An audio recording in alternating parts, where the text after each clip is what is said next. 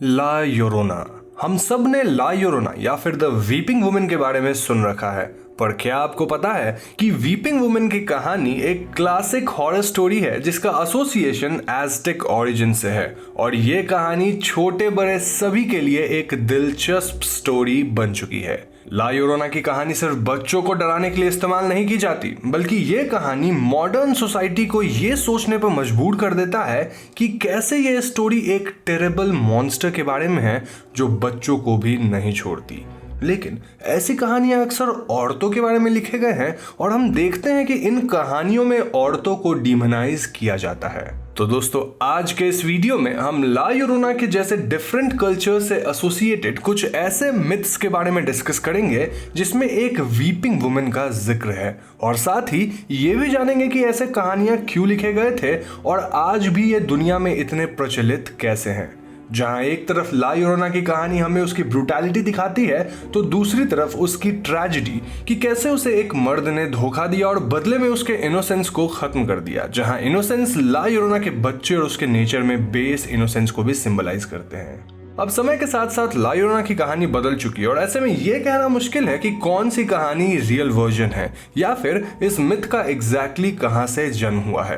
पर यह बात सच है कि मैक्सिकन कल्चर में घोस्ट स्टोरीज का काफी चलन है, और तो और उनके कल्चर में डे ऑफ डेड नामक एक फेस्टिवल भी है जहां वो उनको ऑनर करते हैं जो दुनिया से जा चुके हैं। अब भले ही ला योरोना के मिथ का एग्जैक्ट ओरिजिन हमें कुछ ठीक से नहीं पता है, पर कहा जाता है कि इसके रूट्स प्री हिस्पैनिक कल्चर से हैं और ला योरोना की कहानी को 10 ओमेन्स यानी साइंस में एक साइन माना जाता है जो कि मेक्सिको के कॉन्क्वेस्ट यानी उस पर हुए फतह को प्रेडिक्ट करता है। फ्लोरेंटाइन कोडेक्स एक एनसाइक्लोपीडिक वर्क है जो मेक्सिको के नहुआ लोगों पर है, और इसे 16th सेंचुरी में फ्रांसिस्कन मॉन्क बर्नार्डिनो डी साहगुन ने कंप्लीट किया था। इसमें 2 एज़टेक गॉडेसेस का भी जिक्र है जिन्हें ला योरोना से एसोसिएट किया जा सकता है। पहली गॉडेस है सी वातुअल यानी स्नेक वुमेन, जिन्हें एक सैवेज बीस्ट और एक इविल ओमेन यानी चेतावनी बताया गया है, जो सफेद कपड़ों में रात को वेल करती हैं या फिर रोती हैं। इतना ही नहीं, उन्हें एक वॉर का साइन भी माना जाता है, और जैसा कि मैंने कहा कि उन्हें 10 में से छठा ओमेन कहा जाता है जो कि कॉन्क्वेस्ट ऑफ मेक्सिको को प्रेडिक्ट करता है। कहानी के हिसाब से सुयाकोतल रात को इसलिए रोती है क्योंकि उन्हें पता था कि कॉन्क्वेस्ट में उनके बच्चों की जान खतरे में पड़ जाएगी। अब एक डोमिनिकन फ्रायर डिएगो दुरान ने एक कोडेक्स में क्वातलिक्यो नामक एक एज़टेक गॉडेस के बारे में लिखा है जो कि हुइट्ज़ोपोत्ली यानी एज़टेक गॉड ऑफ वॉर की माँ थी। क्वातलिक्यो यानी शी ऑफ स्नेकी स्कर्ट को अगली और डर्टी बताया जाता है, और कहते हैं कि उन्हें देखकर ऐसा लगता है कि वो सीधे हेल से आई हो। कहानी में क्वातलिको अपने बेटे के वॉर से वापस आने का इंतजार करती है, और जब उनका बेटा नहीं आता तो वो उसके गम में रोने लगती है। इस कोडेक्स में दुरान कॉन्क्वेस्ट से पहले हुए कुछ अजीब बातों का भी जिक्र है, जिसमें एक औरत सड़कों पर घूमा करती थी और वो वीप यानी रोती रहती थी।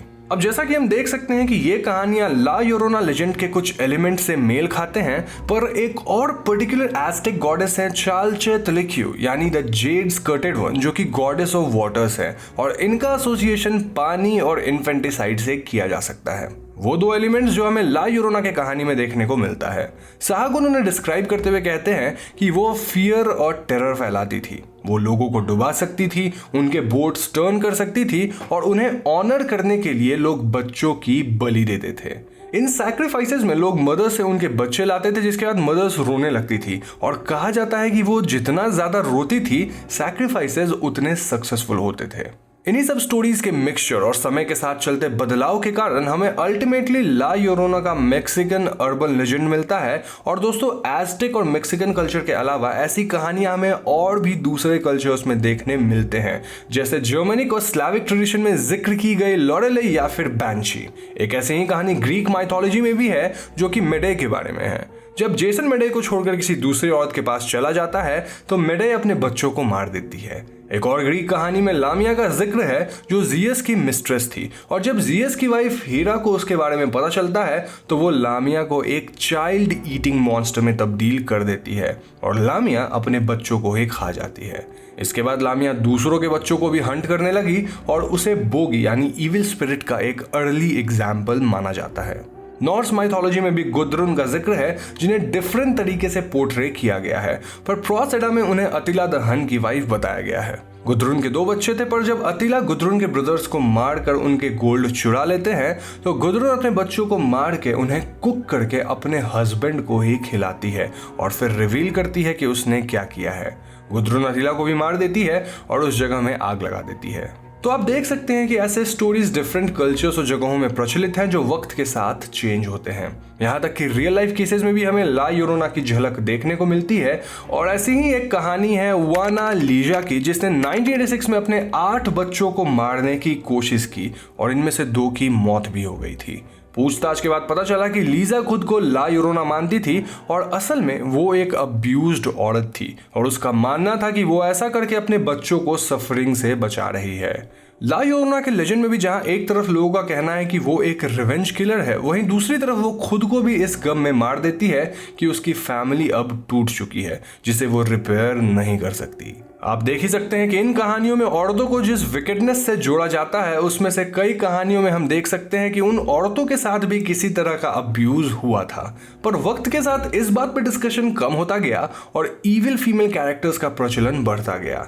ला योरोना की कहानी को हम हिस्ट्री के एक फिगर से भी जोड़ सकते हैं जिसका नाम था ला मलिंशे, जो कि कॉन्क्वेस्टेड और कॉर्टेस को अपने ही लोगों द्वारा एज ए स्लेव बेची गई थी। ला मलिंशे कॉर्टेस की ट्रांसलेटर थी और उन्हें मेक्सिको के कॉन्क्वेस्ट यानी फतह में गाइड भी करती थी। अब क्योंकि वो कॉन्क्वेस्ट में शामिल थी तो वो एक कंट्रोवर्शियल फिगर थी और इसलिए कई कहानियों में उन्हें इविल बताया गया है।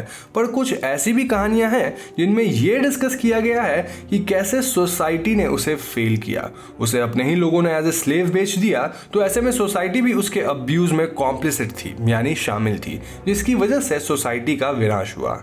अब ला योरोना के अर्बन लेजेंड से इंस्पायर्ड हमें कई मूवीज देखने को मिलती है, जिसमें द कर्स ऑफ ला योरोना में ला योरोना को बस एक इविल स्पिरिट बताया गया, वहीं दूसरी तरफ ला योरोना नामक ग्वाटेमालन फिल्म में ला योरोना का पॉजिटिव डिपिक्शन किया गया है। तो हम देख ही सकते हैं कि एक कहानी के कैसे डिफरेंट इंटरप्रिटेशंस हो सकते हैं और इन्हीं इंटरप्रिटेशन से एक तरह से हम सोसाइटी के वैल्यूज को भी समझ पाते हैं। अब इन दोनों मूवीज के एक्सप्लेनेशन हमारे चैनल पे ऑलरेडी हैं, तो अगर आप चाहें तो उन्हें चेक कर सकते हैं। इस वीडियो में मैंने ला योरोना के पूरे कहानी को कवर नहीं किया है क्योंकि उसके ऊपर एक वीडियो मैंने ऑलरेडी बना रखी है, तो आई वुड हाईली रिकमेंड कि आप जाकर उस वीडियो को भी जरूर चेक कीजिएगा। तो दोस्तों ये थी ला योरोना और उसके जैसे डिफरेंट कल्चर्स में प्रचलित कुछ सिमिलर कहानियां। मुझे पूरी उम्मीद है कि आपको ये वीडियो इंटरेस्टिंग लगी होगी। अब अगर वीडियो पसंद आई हो तो लाइक और शेयर जरूर करें, और अगर आप ऐसी वीडियोस को मिस करना नहीं चाहते तो हमारे चैनल हॉन्टिंग ट्यूब को सब्सक्राइब करके बेल आइकॉन को जरूर दबा दीजिएगा, क्योंकि हम अपने चैनल पे ऐसे वीडियोस लाते रहते हैं। पीस।